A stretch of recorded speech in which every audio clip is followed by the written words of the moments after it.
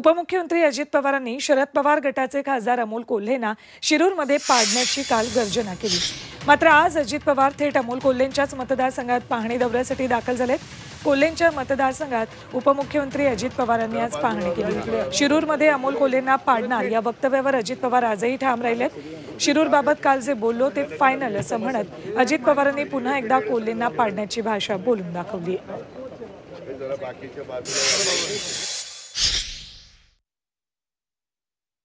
शेवटी जनसामान्य सर्वसामान्य जनता ठरवणार आहे की ही जनता तत्वांच्या मूल्यांच्या बाजूने उभी राहणार आहे की ती सत्तेच्या बाजूने उभी राहणार आहे, हे जनतेला ठरवायचं आहे।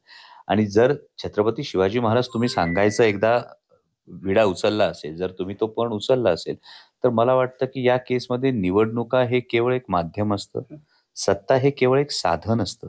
ज्या लोकांना असं वाटतं की सत्ता हे साध्य आहे। अमृत नोनी आर्थो प्लस ये एक प्रूवन फॉर्मूला है। इसमें मौजूद नोनी फल के गुण और आयुर्वेदिक जड़ी बूटियां शरीर को जरूरी पोषक तत्व देने के साथ साथ हड्डियों और जोड़ों के घिसने, उनमें होने वाले सूजन और दर्द को रोकने में मदद करता है। दर्द मुक्त जीवन के लिए अमृत नोनी आर्थो प्लस आहे।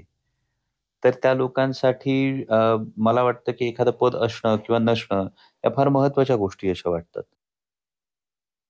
कालच्या चॅलेंजचा आजच्या दौऱ्याचा म्हणजे अर्थार्थीत काही संबंध नाहीये।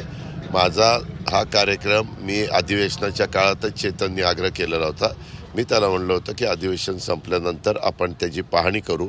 त्यांची प्रतिक्रिया त्यांना लखलाप, मी काल सांगितलेलं आहे ते माझं फायनल।